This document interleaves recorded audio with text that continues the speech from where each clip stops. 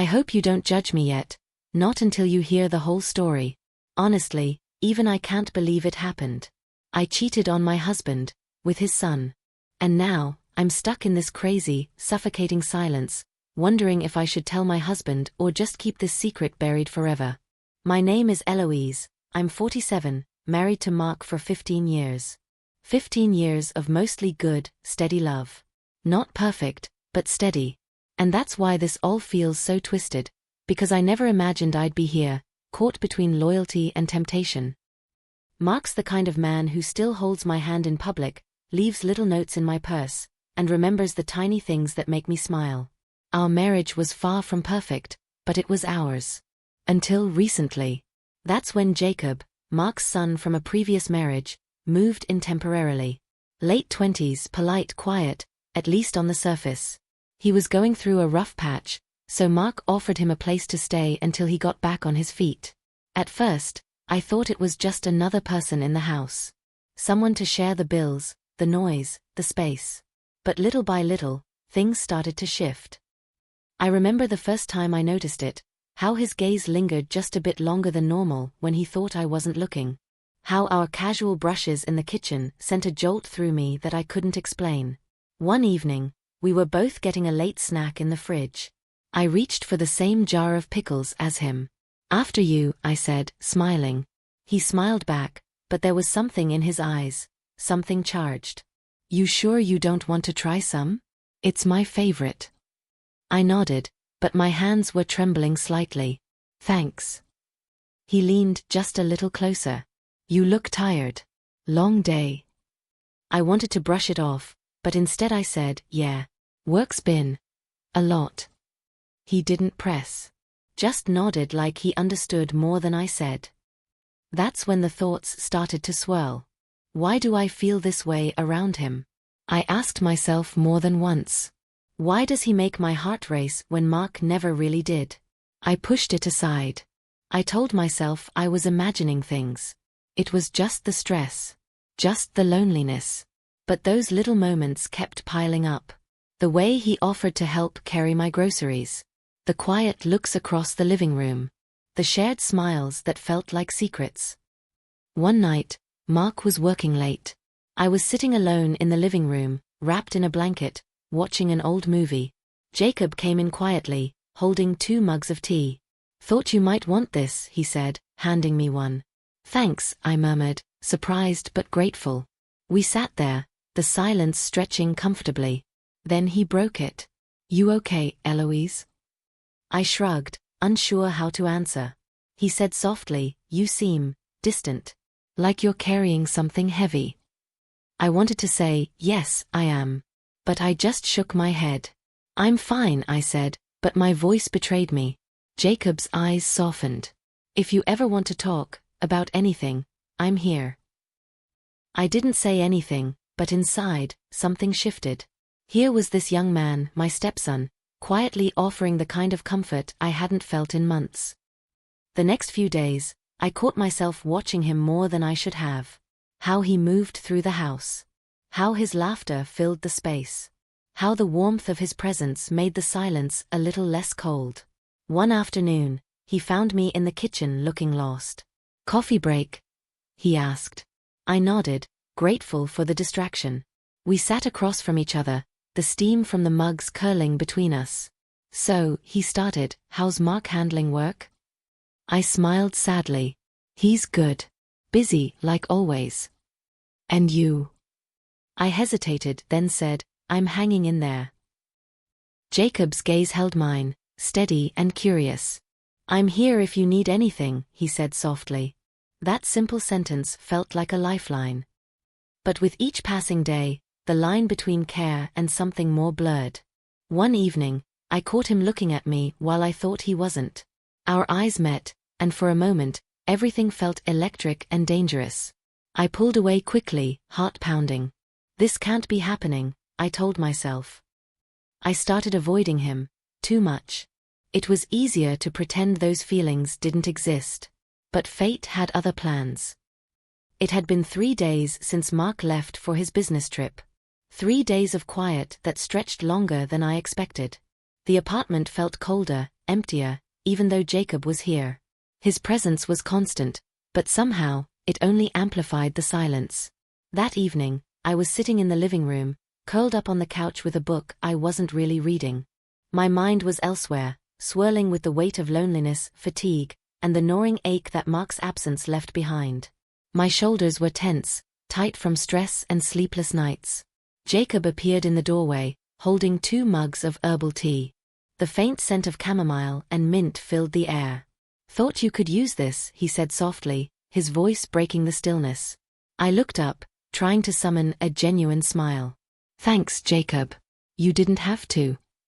He shrugged, stepping closer, setting the mugs down on the coffee table.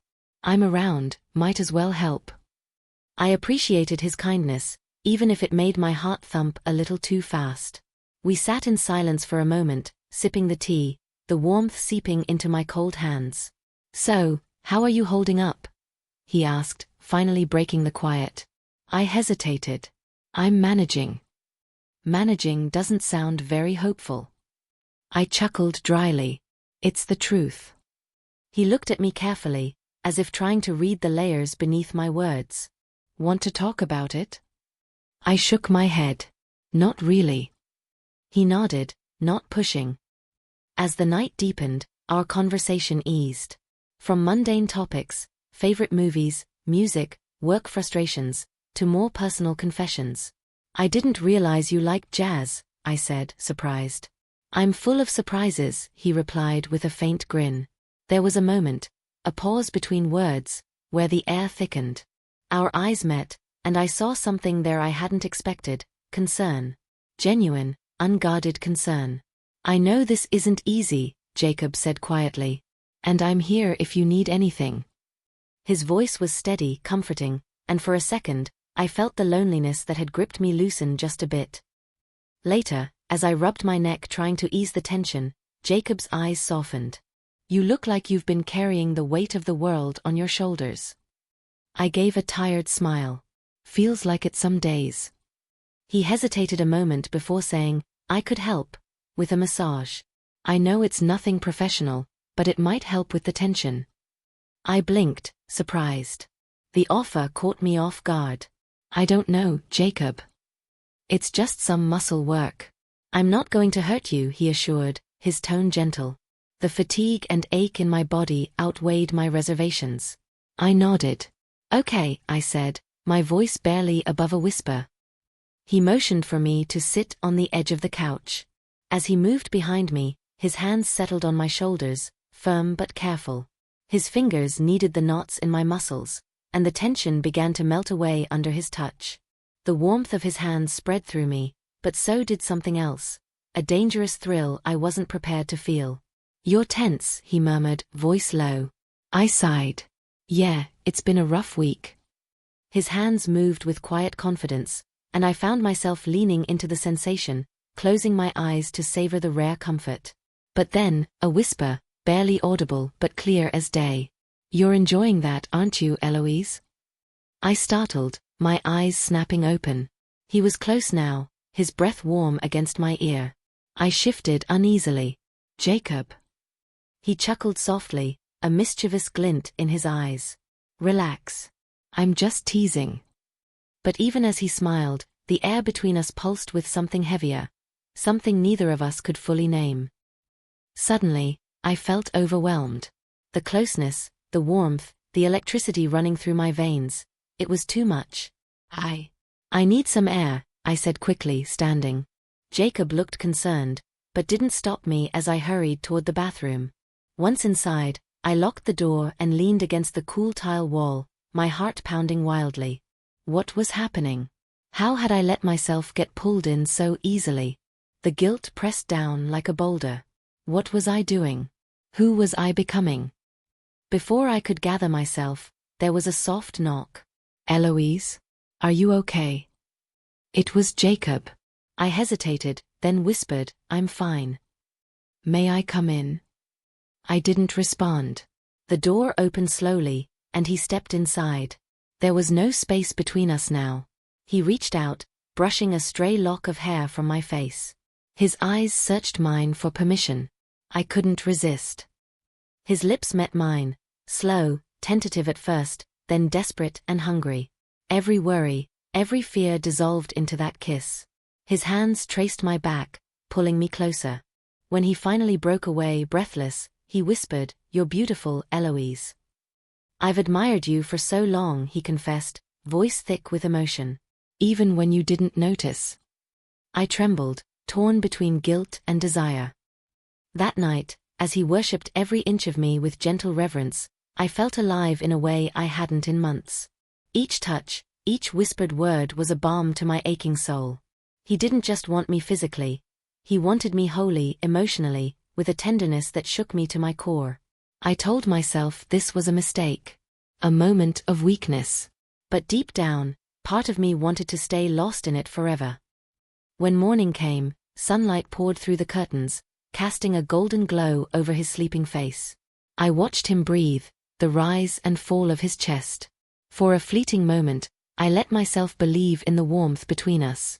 But reality waited outside that door. Mark was coming home soon. And my heart was a battlefield. For a moment, I stared at the ceiling, wishing I could rewind time. Wishing last night had never happened. Wishing I could say I didn't want it. But I did. And now, everything was broken. I shook him gently. "Jacob." He stirred, eyes fluttering open, a lazy smile curling his lips. "Hey." "No," I cut him off, sitting up quickly and pulling the blanket over my chest. "You need to go. Now." His face fell. "Eloise." "You need to leave," I said again, sharper this time. "And you can't tell anyone what happened.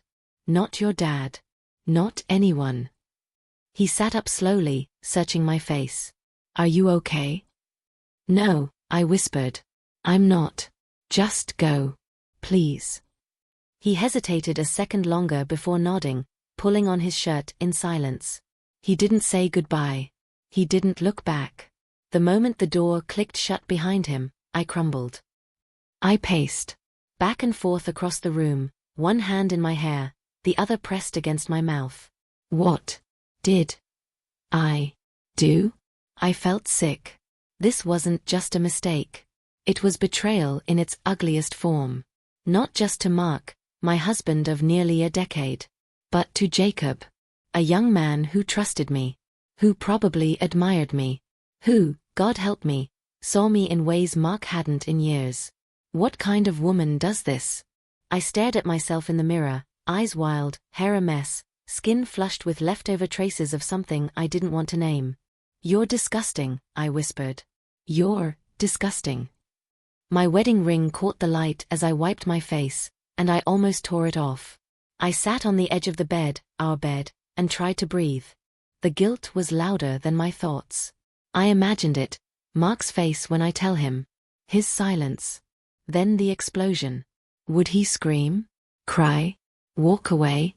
Would he ever forgive me? Could I forgive myself? "I have to tell him," I muttered. "I have to." But how? How do you say something like that? "Hey babe, while you were on a business trip, I slept with your son. Pass the salt?" I buried my face in my hands. God. The hours crawled by. I didn't eat. I didn't move. I just existed in the fallout. My phone buzzed once. Jacob. I turned it face down. I tried to imagine life before last night. The simple routine. The minor resentments. The aching boredom that had become normal. I would have done anything to go back to that. But now I was carrying something I couldn't uncarry. I walked to the window. The street below was quiet. Kids riding bikes. A couple walking their dog. The world kept turning like I hadn't just detonated my entire marriage. I wrapped my arms around myself. "I will tell Mark," I whispered. "I will tell him. I have to." I kept repeating it, like a chant. Like a prayer. Like if I said it enough, it would prepare me for the consequences. Then I felt it, a gentle tap on my lap. My eyes fluttered open, slowly adjusting to the dim early morning light. There, sitting beside me on the bed, was Mark. His gaze was soft, concerned. "Babe, you were murmuring in your sleep," he said quietly, voice thick with sleep. You kept saying, "You'll tell me." Tell me what, honey? My heart pounded in my chest. I sat up sharply, my mind scrambling to piece together the fragments of that terrifying night.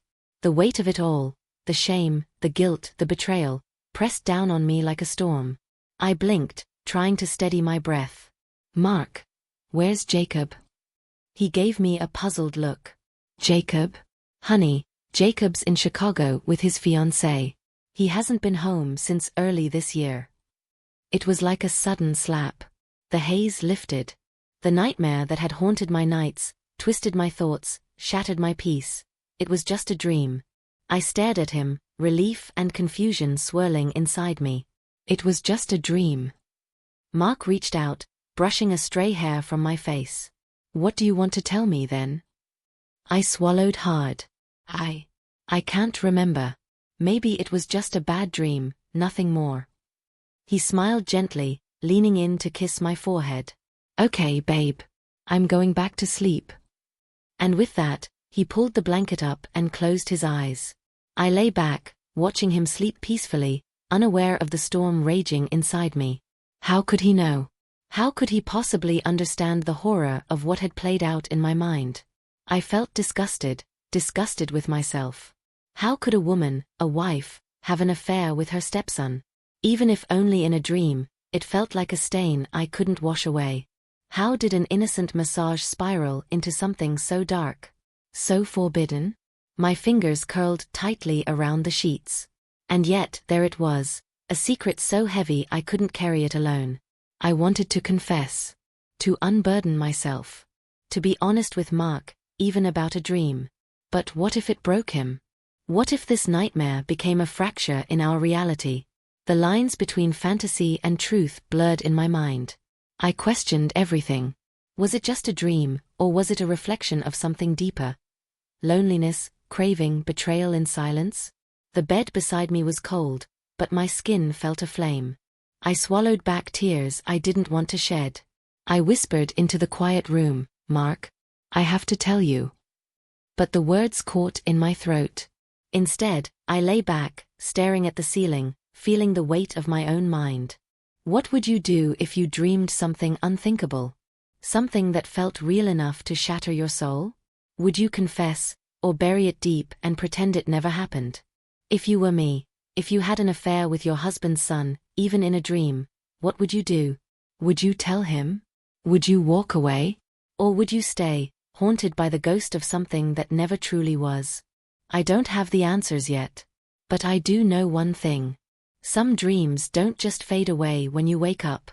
They linger. They haunt. They demand to be faced.